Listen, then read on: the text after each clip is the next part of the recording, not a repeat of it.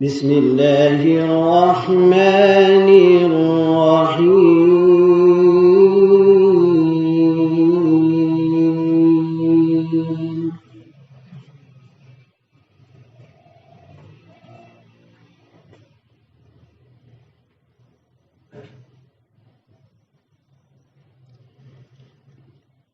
ربنا إني أسكنت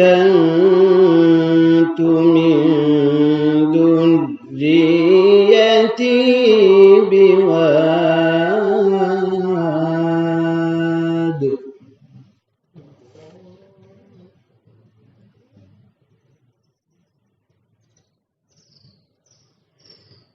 بواد غير ذي زرع عند بيتك الحرام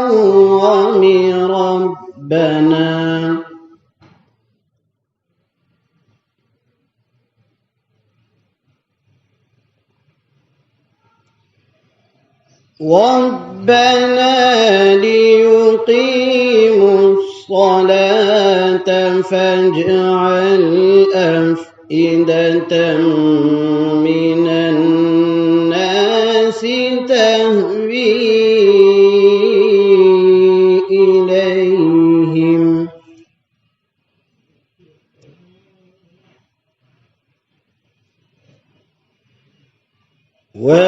وارزقهم من الثمرات لعلهم يشكرون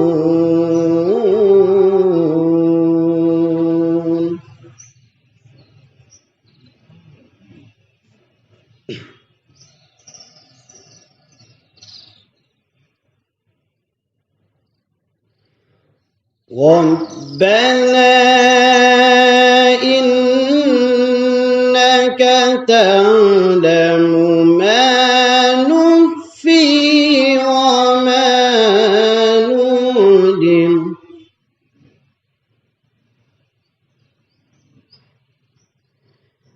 وما يخفى على الله من شيء في الأرض ولا في السماء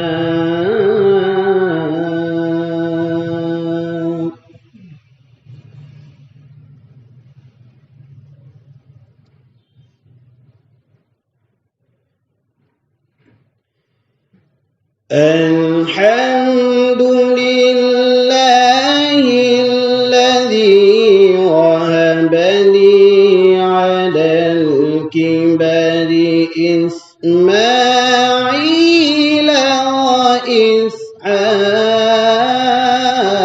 وإسحاق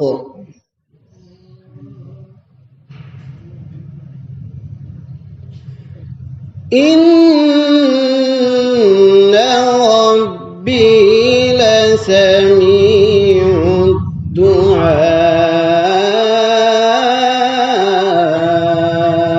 الدعاء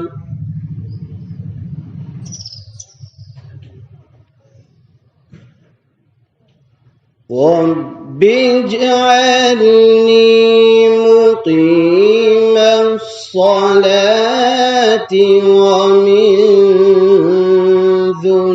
ذريتي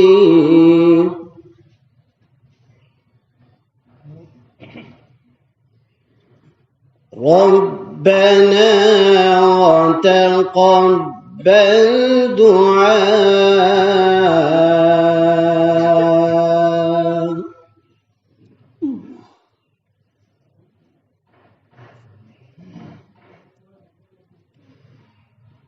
رب اجعلني مقيم الصلاة ومن ذريتي ربنا وتقبل دعاء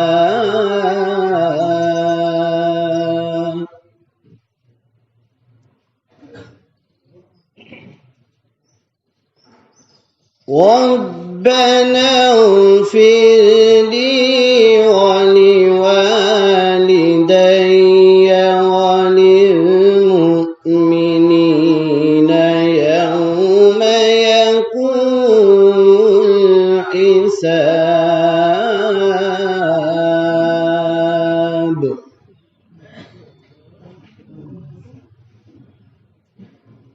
ربنا اغفر لي ولوالدي